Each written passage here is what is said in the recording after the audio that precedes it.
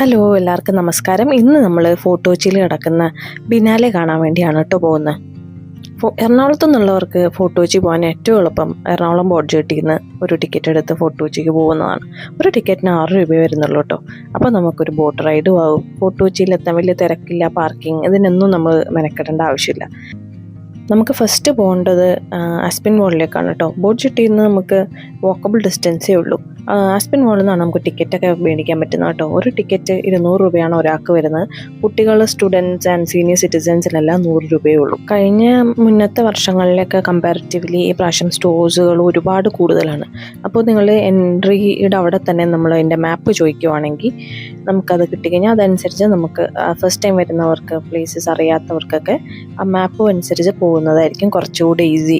ഒരു ദിവസം തന്നെ നമുക്ക് എല്ലാം കണ്ടു തീരാൻ പറ്റില്ല കേട്ടോ. അറ്റ്ലീസ്റ്റ് ഒരു 2 to 3 days വേണ്ടി വരും.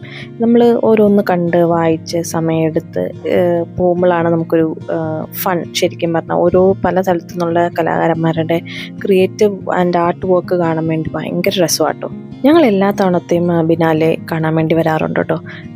ഞങ്ങൾക്ക് രണ്ടുപേർക്കും കേട്ടോ ഇത് കാണാൻ വേണ്ടി വരാൻ ഭയങ്കര ഇഷ്ടമാണ്. അപ്പോൾ നിങ്ങൾ ഇതുവരെ വന്നിട്ടില്ലെങ്കിൽ ഡെഫിനറ്റ്ലി മസ്റ്റ് വാച്ച് ആയിട്ടുള്ള ഒരു എക്സ്പീരിയൻസ് തന്നെയാണ് ബിനാലെ എന്ന് പറയുന്നത്.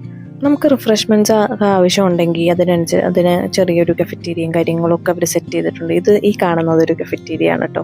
നമുക്ക് നിലത്തിരിക്കാൻ വേണ്ടി ഒരു സോഫാസ് ഇട്ടിട്ടുണ്ട്. ബ്യൂട്ടിഫുൾ ആയിട്ടുള്ള ഒരു എക്സ്പീരിയൻസ് തന്നെയാണ് എപ്പോഴും ബിനാലെ.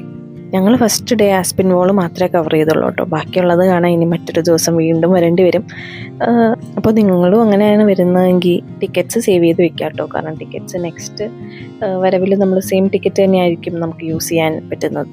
പിന്നെ നിങ്ങൾക്ക് ഗൈഡിന് ആവശ്യമുണ്ടെങ്കിൽ നമ്മൾ ടിക്കറ്റ് എടുക്കുന്ന അവിടെ തന്നെ ഗൈഡ്സ് അവൈലബിൾ ആണ്. അപ്പം ഗൈഡ്സിൻ്റെ റേറ്റും കാര്യങ്ങളൊക്കെ അവിടെ തന്നെ എഴുതിയൊക്കെ വെച്ചിട്ടുണ്ട്. അപ്പം അതനുസരിച്ച് നിങ്ങൾക്ക് ആവശ്യമുണ്ടെങ്കിൽ ചെയ്യാം. അപ്പോൾ നമ്മൾ ഫസ്റ്റ് ഡേ ഫിനിഷ് ചെയ്ത് ഞങ്ങൾ ബോട്ടിൽ തന്നെ തിരിച്ചു പോകാം കേട്ടോ. ബാക്കി മറ്റൊരു ദിവസം. Thank you for watching.